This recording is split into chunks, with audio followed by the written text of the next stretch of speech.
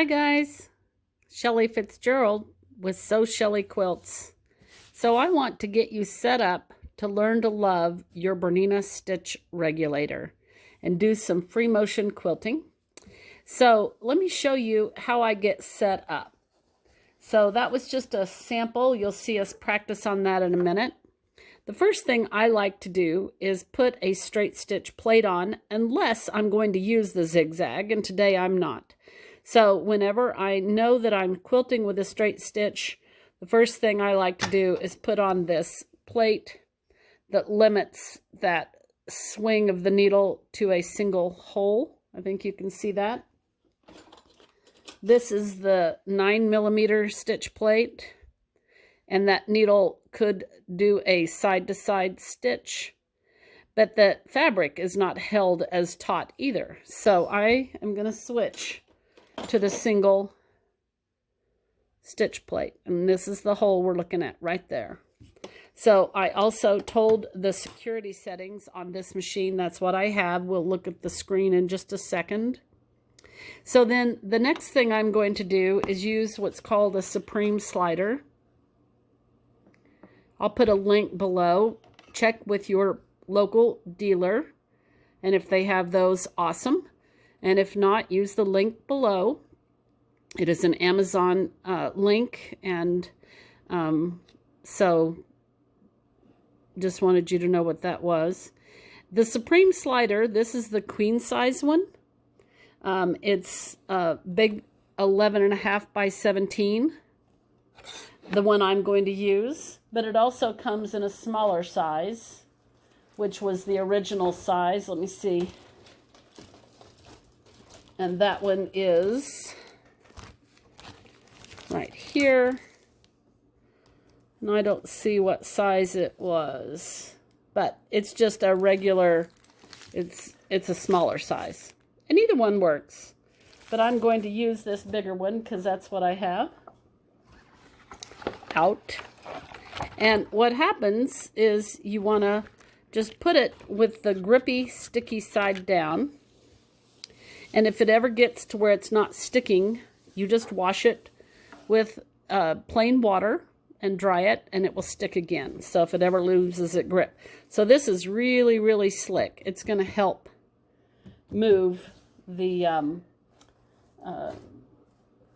product around. The next thing I like to use is a thing called Machingers, but you could use any quilting glove. I just happen to have Machingers. I use a size extra small. I think I wear a woman's size 7, but they have a place on the back where you could measure your hand.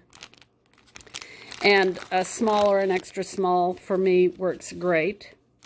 Now, when you use these, they get really dirty, but they don't get ruined, and you can wash them. Throw them in with a load of towels. So here is a used and dirtier set. It's amazing how dirty fabric is. So just throw those in the washing machine. But I really recommend a Machinger or any sewing machine glove. And so something to hold on to your fabric with. And I'll put a link for those down below also.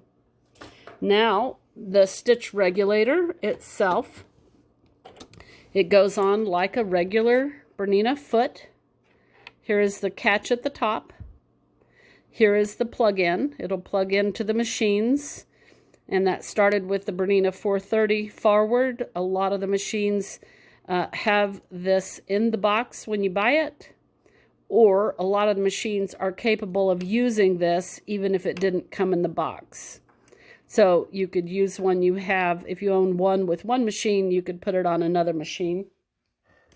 They come with 3 toes, and they're very easy to change. So you've got a cup style circular. This is great for echo quilting, or because it curves, it's nice for going over things with layers and textures. So for the echo quilting or the layers and textures, I have the open toe foot on. And there is also a closed toe foot. And there's times to use all those. That's not what we're talking about today. To put a foot on, all you do is pinch these two little white clasps and pull down on the foot. And then to put it back on, you just slip it on.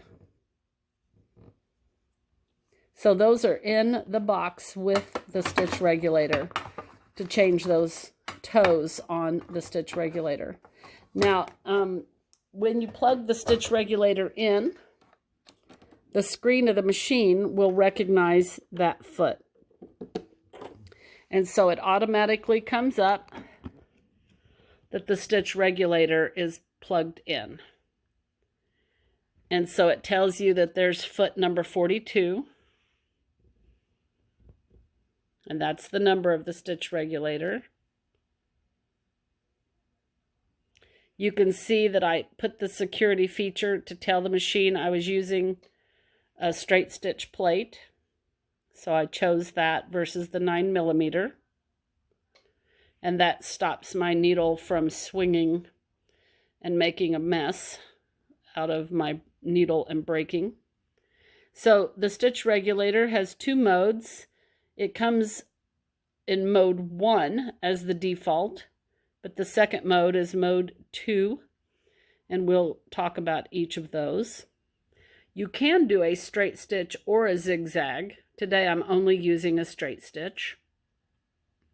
And the default stitch length is 2.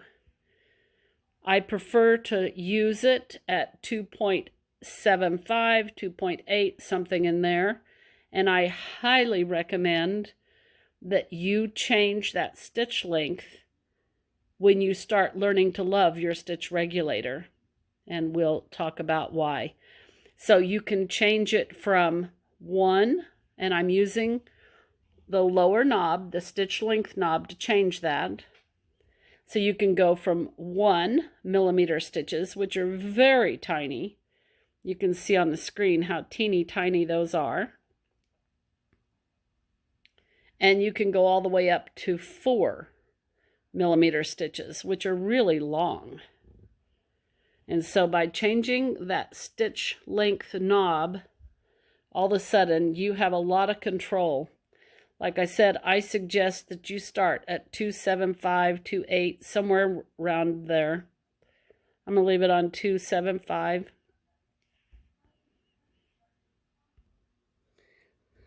So now we are set up, let me get my gloves on, set up to start stitching. Now you'll notice that I have trimmed off the ends of my gloves. And you do not need to do that at all. That's me. I like having access to different things, so I trim off the ends of my glove. Then the very first thing we're going to do every single time, and that's where this big old piece of fabric comes in, is we're going to check our stitch quality. And so I just stitch all over a big piece of fabric and it becomes a scrap.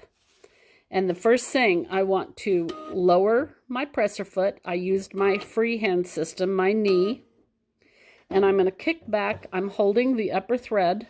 I'm going to kick back on the heel and drop the needle, and kick back on the heel and raise the needle. So you always bring your bobbin thread to the top, and that way you don't have a nasty mess on the back of your quilt. And all I'm doing is just making some wiggles and squiggles.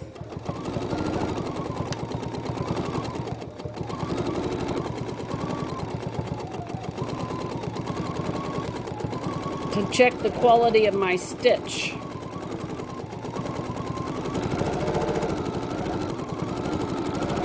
On the back. So I've got enough space away from my needle that I can check the stitch quality.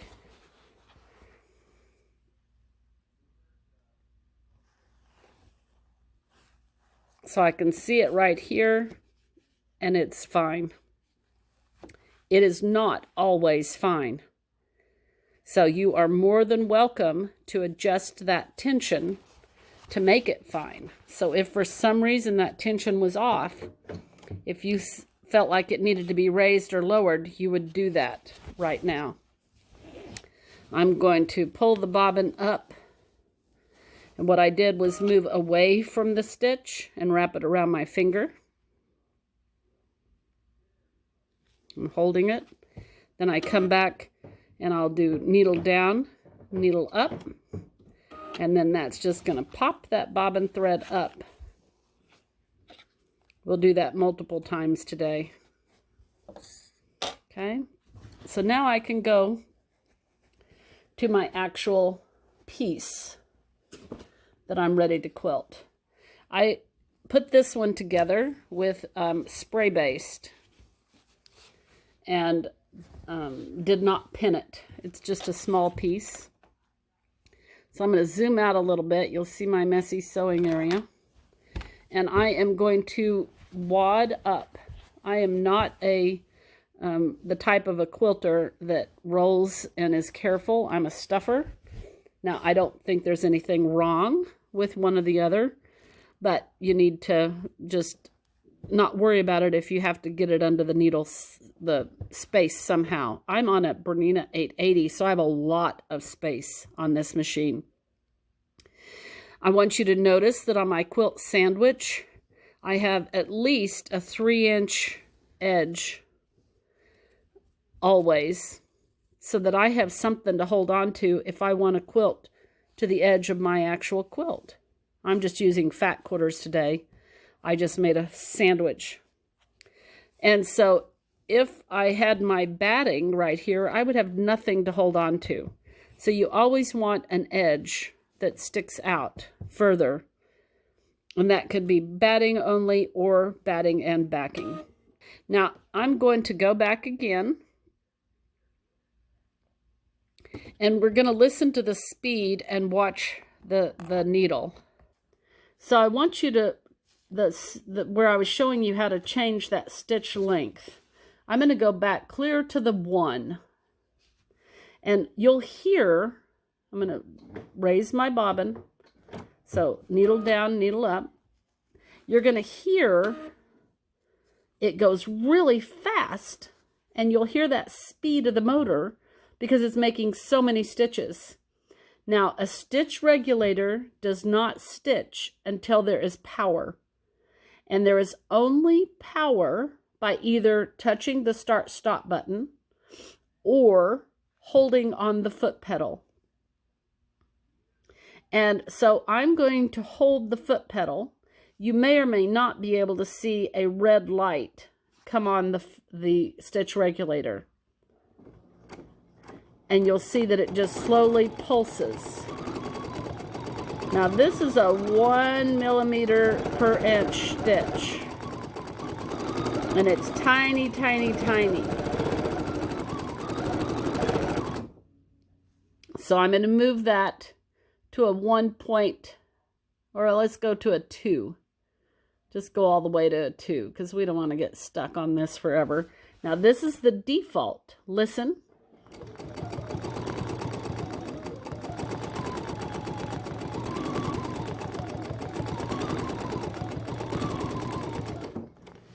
And I'm going to go to a 3. And you'll hear the machine goes a little bit slower.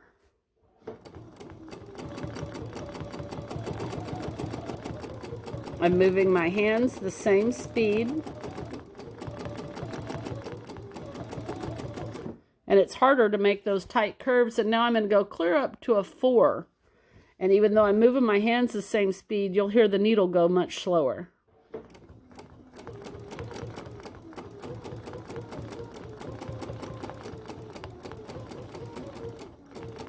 Now, if you were using a really thick thread, maybe you'd go up to a 4. I've never had the occasion to do that.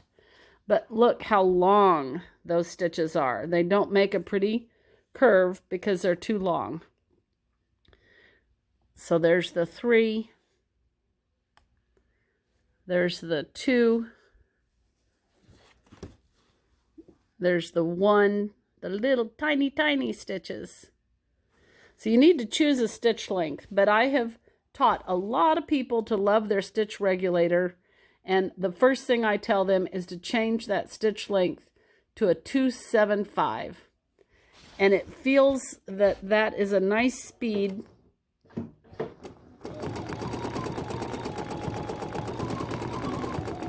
It's not too fast. The stitches are a nice length. The motor sounds like something you can live with.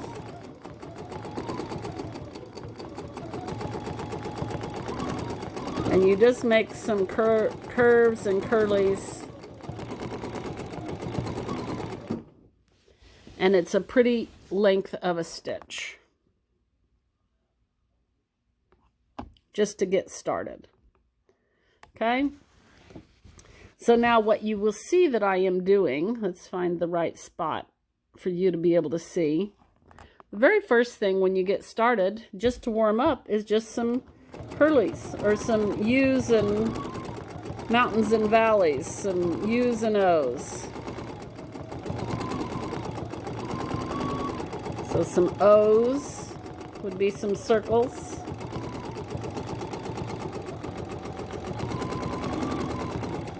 Some U's up and down. Some O's.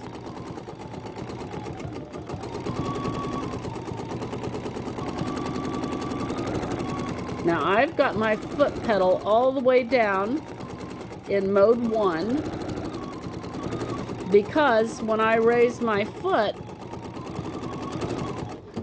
it stops on a dime.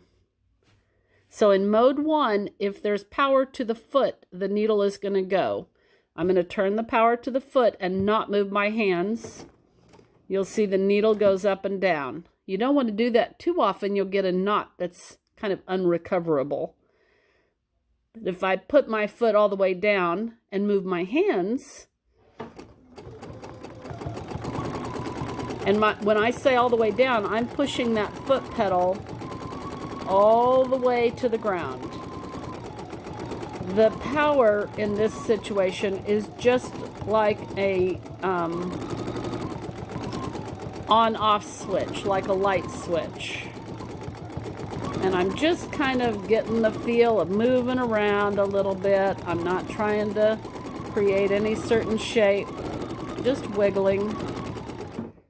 When I take my foot off, it stops.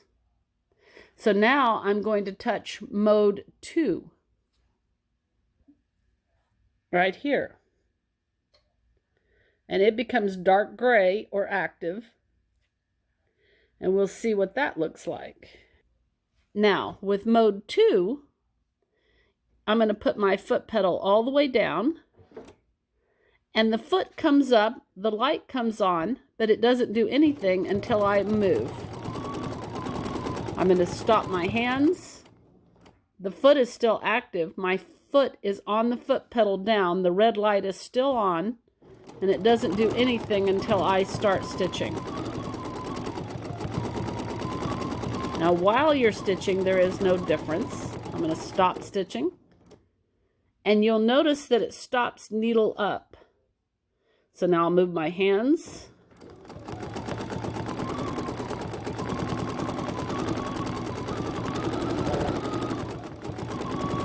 Stop my hands, and it stops needle up.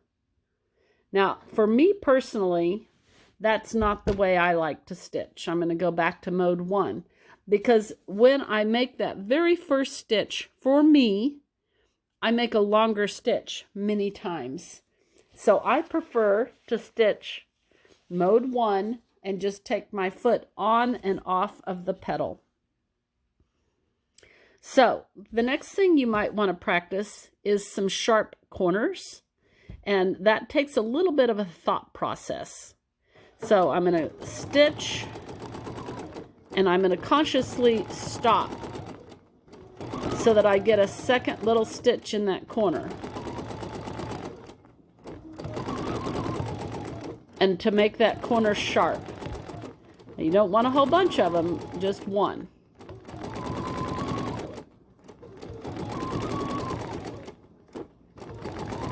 because otherwise your corners can get kind of rounded if you're not careful. You can go faster.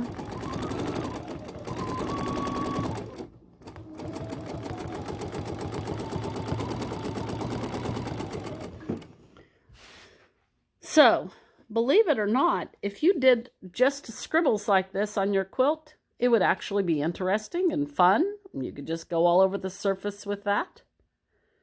But let's talk about some specific designs.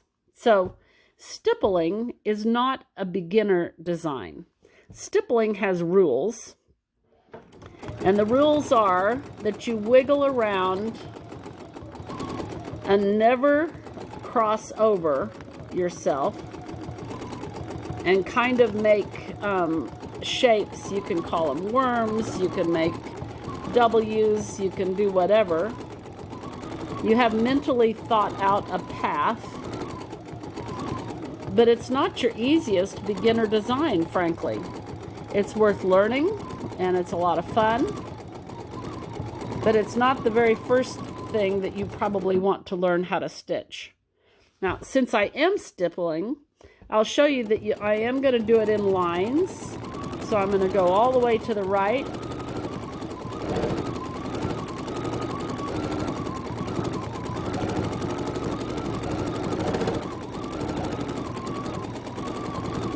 And then I'm going to come back, and I'm going to zoom out a little bit.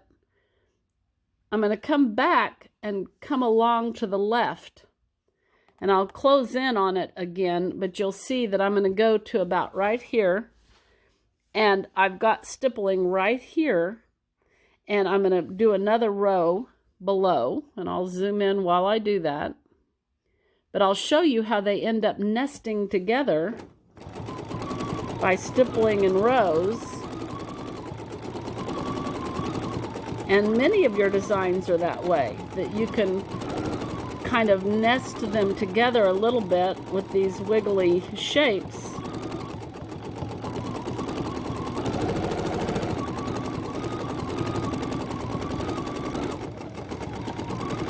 And you'll never realize that you did it in rows. It'll just look like one big piece. And that way you're less likely to have big open gaps that you forgot to stitch. So let me turn that around and show you.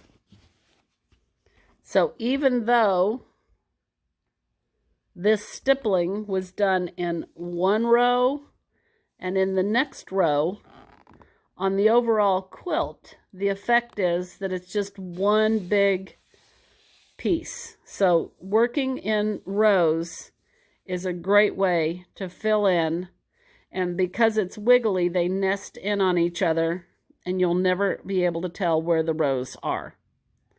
So stippling is a good thing to know how to do. Might not be your first thing you want to know how to do.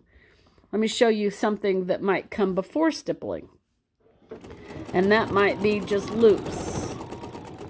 Because with loops, you can cross. And you can cross more than once. You can change directions. And by doing loop-de-loos, you can fill in and not have to worry about not crossing over.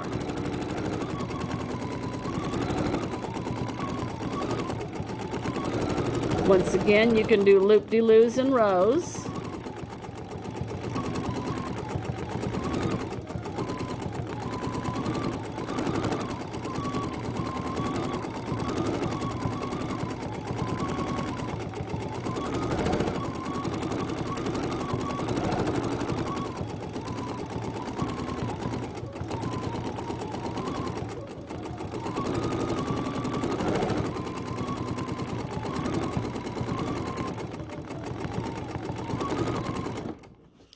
So let's look at what that looks like. So here are the loop-de-loos, and it's just a nice all-over stitch that's stipple-like, but it's not as difficult sometimes, or maybe it is, I don't know. None of it's difficult, it's all fun. You're just going to practice, okay? So let's assume that you wanted to do something really fancy. Now this is so easy and it looks fancy, but these are one of my favorites, and they're a teardrop shape, kind of a long oval. And then I'm going to go back and do it again, echoing, and now I'll do it again.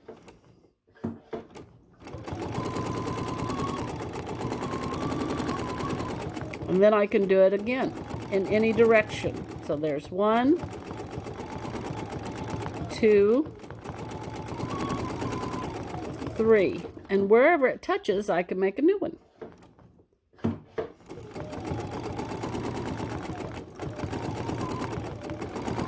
I'm using my foot pedal in mode 1.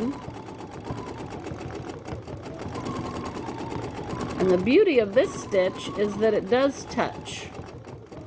And so all of a sudden, if I needed to be somewhere else, I have these thread paths that I can travel on and get back to another spot. So this makes it very beginner friendly.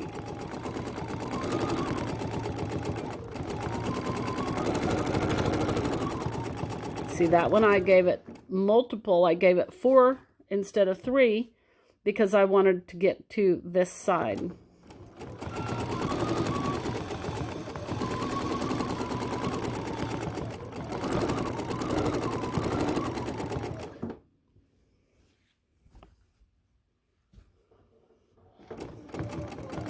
Here, I'm just going to make some little cross marks.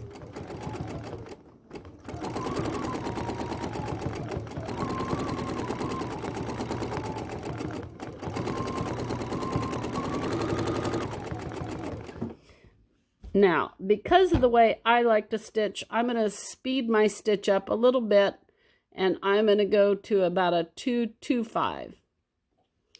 And these little curves will be a little bit smaller stitch on these tiny curves. And then I can come over, and you can fill in with these little ladder style fills where you don't think there was room for a mussel shell or whatever you want to call these.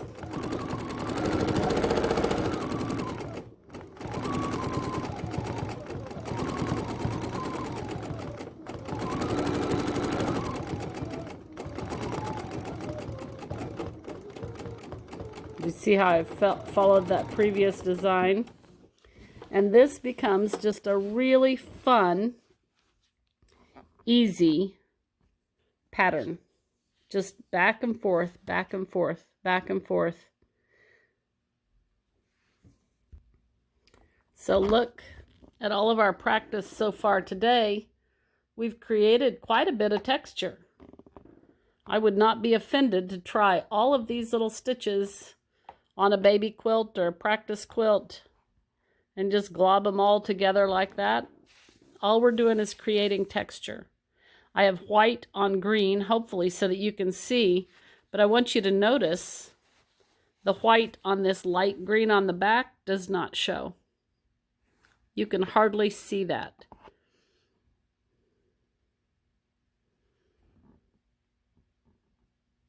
So trying on your threads and getting threads that you can hardly see, actually it's kind of hard to practice that way because it's hard to tell where you've been. So when you're learning, it's nice to use a darker color. But this has got a white thread, and it's pretty hard to see. I usually wash all my quilts, so all of this just becomes texture in the end anyway. So let me show you another one. One more, and then we'll move on. So if you wanted to do this, but have it move a little bit faster, you could come and don't touch. So I'm doing the exact same motion I'm just not touching. So I'm still doing those teardrops. I'm just doing them halfway and not touching. And then you can echo to move. So I'll do a teardrop and not have it touch anything else.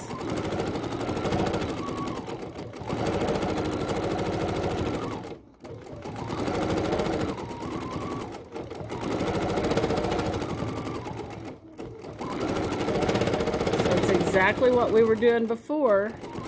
I'm just not touching and closing those teardrops this time. I just have them open-ended.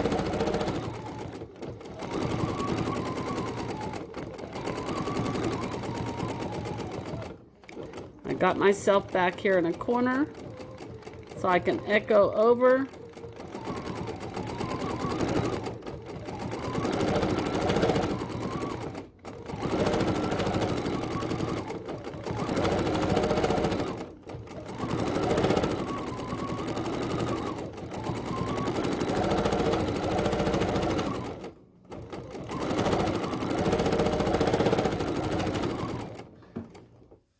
And so, let's see if you can see that.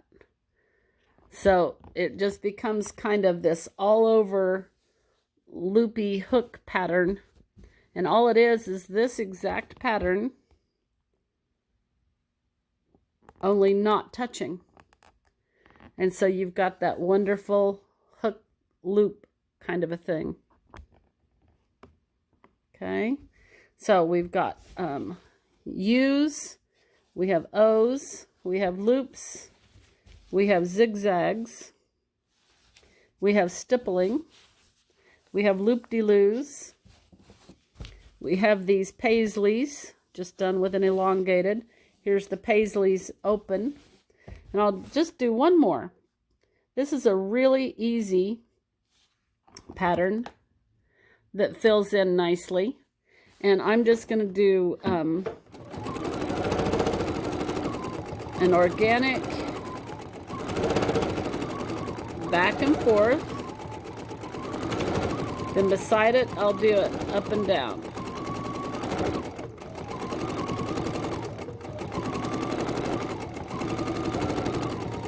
This is a great way to fill in blocks.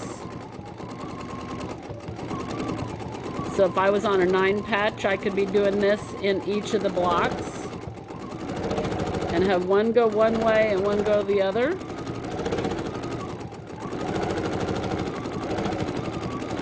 And then the next row, you would come and do it the opposite.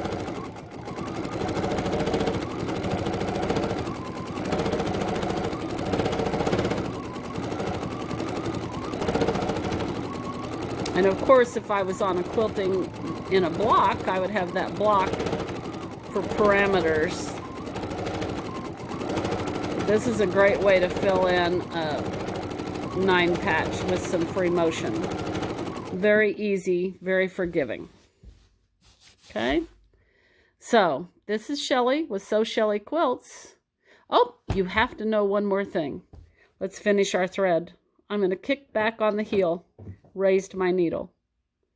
I'm going to raise my presser foot so there's no tension. I did that with my freehand system. I'm going to pull the quilt away from the needle, put my finger on it, and come back. So now I'm going to drop the needle, raise the needle, and when I pull up on this upper thread, the bobbin thread pulls to the top, right there. And so now I can either, since I didn't tie it off, I would keep these long, and I would have these threads ready to knot and bury. If I had made tiny stitches and not knotted, then I would be able to just snip those in place. So to secure those. Okay, so now I'll sign off. This is Shelly Fitzgerald with Sew Shelly Quilts. Be sure and look in the link below because I'm going to do this again on the Q20 with some other quilt patterns and using some rulers. So I'll have several of these for you ready to go. Bye.